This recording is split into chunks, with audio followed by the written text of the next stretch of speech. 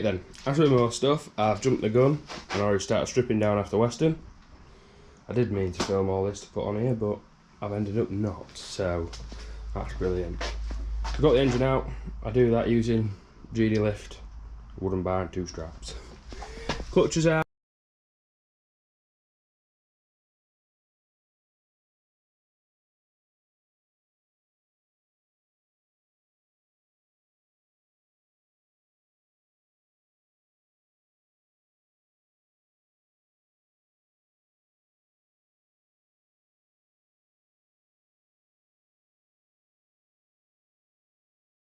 Straps.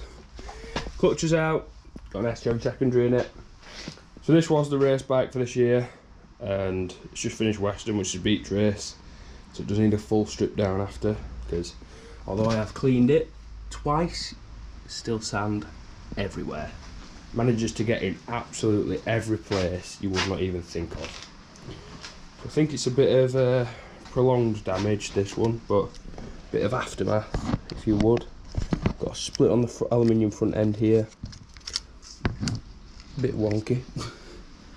I've got some ideas in the works to replace this whole top section. I've already got these uprights made, but I've got the file designed for them. It's just what I'm going to make them out of. J parts and Rick Check already make the bottom piece, so there is absolutely no need for me to make that. But nobody, as of yet, makes this aluminium top piece, the uprights, or this bulkhead. This bulkhead it's probably the least of the 3 that needs replacing, but this breaks if you breathe on it. Other than that, it'll be getting a full strip down, cleaned and put back together for next year. Currently on with building this one as well. So this has just had a bit of a freshen up with some paint. This will be getting built up, and I think this one's going for sale. And then I have another, maybe 1, potentially 2, to build as well. But at this point, it's a case of stripping everything down, cleaning everything, prepping everything to get built back up. So whether prep involves changing fluids on the diffs, checking bearings, things like that, cleaning or recoating in whether that's powder coat, paint or Cerakote, which I think I'm having the exhaust done in Cerakote because they just rust for everything. Wheels and tyres to get cleaned. Don't know why it cut off then, but it did.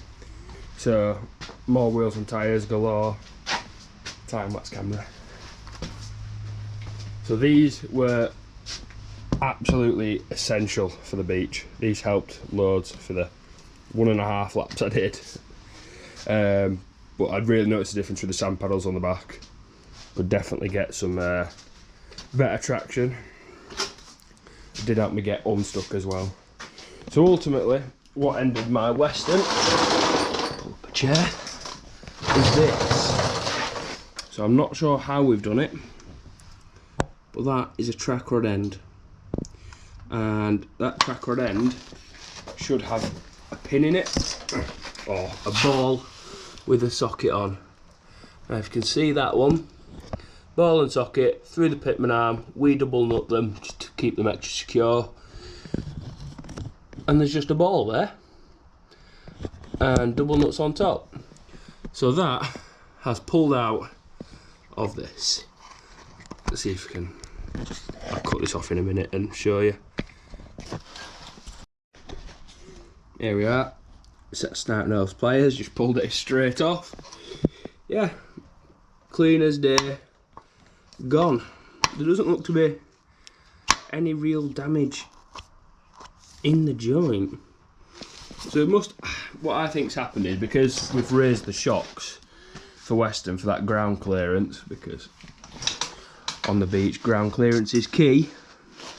I think what's actually happened is that I've gone over a dune, and as I've come down the other side, I've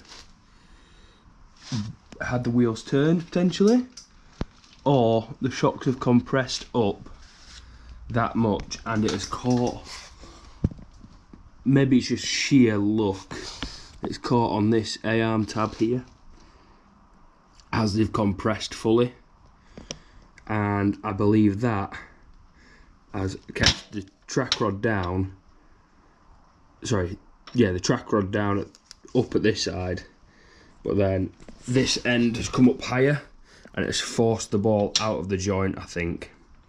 That's the only thing I could suggest, because it's not snapped, it has just been forced out of there. So I think as that's come up, it has been caught under something, potentially either there or there, and that's caused it to force its way out. So that is it so far. Time to get it apart a bit more. Another quick thing that I have a few people ask is about splitting the brakes front and rear. So that's what we've got done there. I'll do a bit more of an in-depth video, but this is what we do. So this is my rears, got my fronts over that side. Both are Nakasato master cylinders from J Parts. Both work extremely well. I like the Nakasatos, we've got an inbuilt reservoir rather than the Brembos. They've got that little plastic pot you've got to attach somewhere, but I've still got some Brembos to go on the other bike. So we just use a little Velcro strap, tie it to the handlebars. That means I can get these rear axle nuts undone. And then I'll do the same for the front once I've knocked the split pins out. And that means I can get the hubs off, then the brake calipers off, then the knuckles and axles out. So this is where we're finishing up for the day. Taking most of the front end apart. Back end completely done by the A-arms. Just struggling to get this front left axle out. That one there. A bit of a pain to get them out the front. The rears aren't so bad, you can tap them through. But that's where we're going to finish up for the day. I've got to go and do some other stuff. I shall catch up with you soon. Just a quick an hour tonight on the bike. Managed to get all the A-arms stripped off. Just diff, power steering unit and stem. And rear diff and sway bars get off now. Then she can go off for a bit of touch up on the welding. And then a bit of powder coat to be back together for next year. Quick thing of areas I want to weld up, just there where dirt gets stuck in and it looks like it might slightly be peeling away. Same on this side, and then again just stitching in around there. I mean, it's already the signature of my bike is where we replace this tube from here in front of the engine mount and then tie into this cross member we've put in. And then just to stop it all snapping, we had that plate as well, because this is the main weak area on a Scrambler. This snap there, you can weld them up, but then you keep chasing and chasing and chasing the crack down the frame. So unfortunately, it's just a weak point from the factory.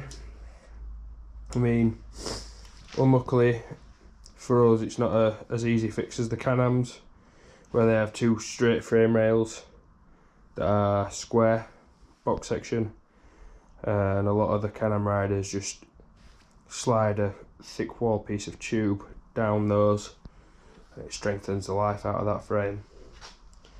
But for us, unfortunately, again, the GoPro just keeps cutting out, which is always fun.